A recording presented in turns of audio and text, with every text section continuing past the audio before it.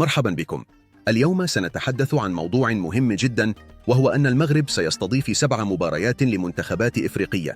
كما تعلمون، المغرب هو أحد الدول الرائدة في القارة الإفريقية، ويتمتع ببنية تحتية رياضية قوية، وأن الاتحاد الإفريقي لكرة القدم قرر اختيار المغرب لاستضافة هذه المباريات بعدم الترخيص لهذه المنتخبات باستقبال المباريات بملاعبها بسبب قرارات الكونفدرالية الإفريقية لكرة القدم.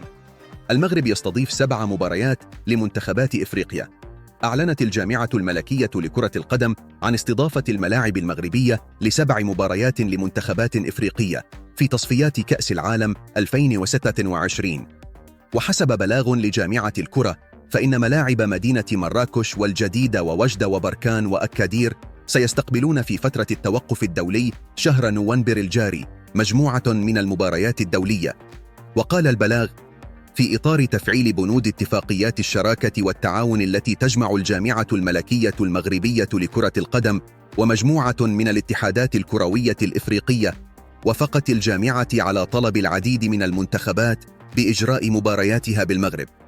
وستحتضن هذه الملاعب مباريات لمنتخبات إثيوبيا وبوركينا فاسو وغينيا والنيجر وتشاد والصومال وساوتومي كمستقبلة في الميادين المغربية، لاعتبار عدم الترخيص لها باستقبال هذه المباريات بملاعبها بسبب قرارات الكونفدرالية الإفريقية لكرة القدم.